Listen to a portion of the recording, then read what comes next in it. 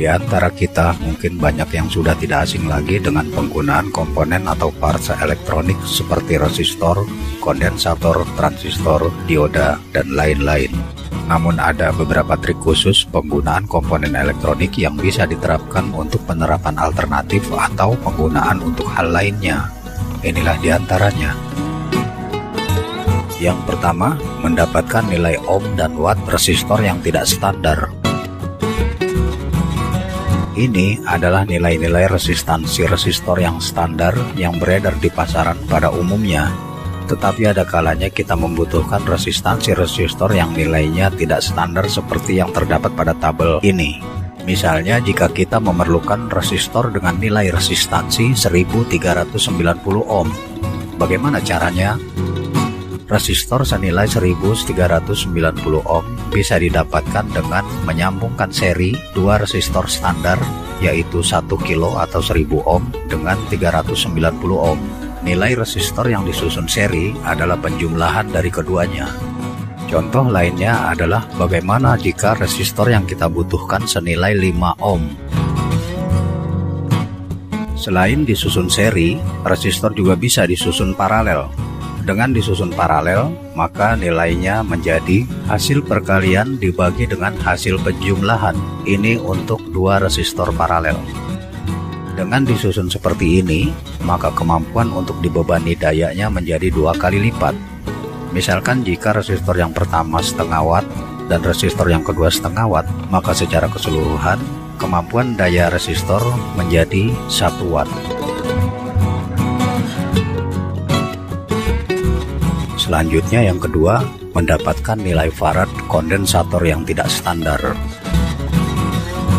Ini adalah nilai-nilai standar kondensator yang beredar di pasaran pada umumnya dalam picofarad, nanofarad, dan mikrofarad. Tetapi ada kalanya kita membutuhkan nilai yang tidak standar, misalnya 300 picofarad. Untuk nilai itu, maka kita bisa memparalelkan dua kondensator bernilai standar, yaitu 150 pf sedemikian rupa. Nilai keseluruhan dari kondensator-kondensator yang diparalel adalah hasil penjumlahan dari nilai kondensator-kondensator tersebut.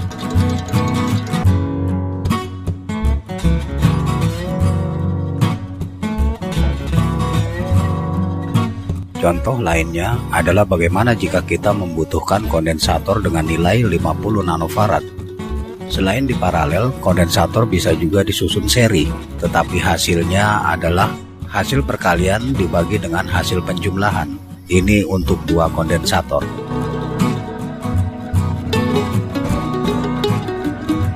Menyusun seri 2 elko yang berpolarisasi plus dan minus bisa juga dilakukan untuk mendapatkan kondensator bipolar atau nonpolar. Begini susunannya. Ada kalanya kita memerlukan kondensator bipolar, sedangkan yang banyak tersedia adalah elko biasa yang mempunyai elektroda plus dan minus. Cara ini bisa dilakukan untuk mendapatkan kondensator bipolar. Selanjutnya yang ketiga, menyusun seri dioda Zener untuk mendapatkan tegangan Zener yang diinginkan. Dioda Zener bisa disusun secara seri untuk mendapatkan tegangan Zener menjadi 2 kali lipat. Kelebihan dari cara ini, selain dari tegangannya menjadi 2 kali lipat, kemampuan dilalui dayanya juga menjadi 2 kali lipat. Misalkan dioda Zener pertama 400 mW dan yang kedua 400 mW, maka secara keseluruhan menjadi 800 mW.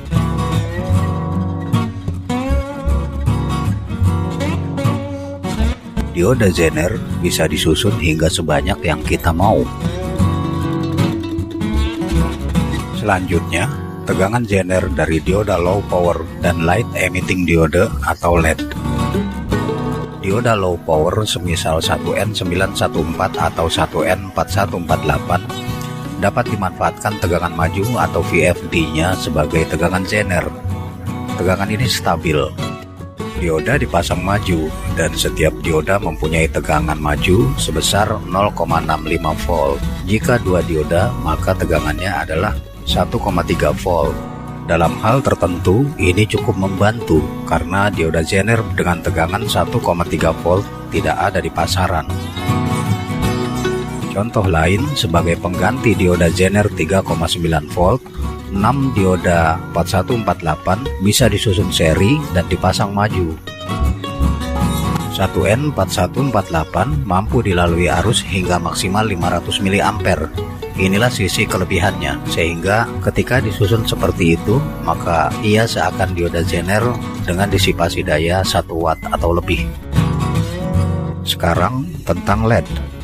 LED indikator berukuran standar ketika sedang bekerja mengeluarkan cahaya mempunyai tegangan maju, dan tegangan maju ini stabil, karena itu bisa dimanfaatkan untuk dipakai sebagai tegangan Zener.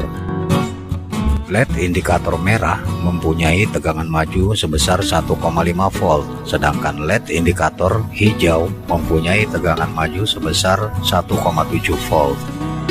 LED dipasang maju sehingga ia bertingkah seolah dioda Zener 1,5 volt bagi LED merah dan seolah dioda Zener 1,7 volt bagi LED hijau. Dan untuk mendapatkan tegangan yang lebih besar, dua LED bisa disusun secara seri sebagaimana dioda. Perlu dipertegas di sini bahwa LED yang digunakan adalah LED indikator, bukan LED lampu atau LED penerangan.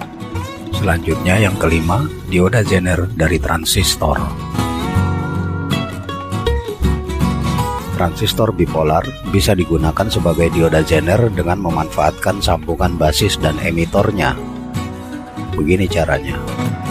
Untuk transistor NPN, emitor menjadi katoda, sedangkan basis menjadi anoda. Dan untuk transistor PNP, basis menjadi katoda dan emitor menjadi anoda. Namun tegangan Zener setiap transistor berbeda-beda, karena itu perlu dilakukan pengetesan.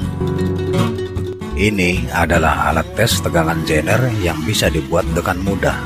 Dioda Zener atau transistor yang hendak dites tegangan Zenernya disambungkan ke pin A dan pin B. Kemudian avometer dalam posisi DC volt 10 atau DC volt 50 dipasang untuk mengukur tegangan. Potensiometer ditaruh pada posisi paling minimum. Rangkaian dihidupkan, kemudian potensiometer diputar sedikit demi sedikit ke kanan. Penunjukan tegangan pada avometer pun sedikit demi sedikit menaik. Ketika penunjukan tegangan sudah tidak menaik lagi, maka itulah tegangan Zenernya.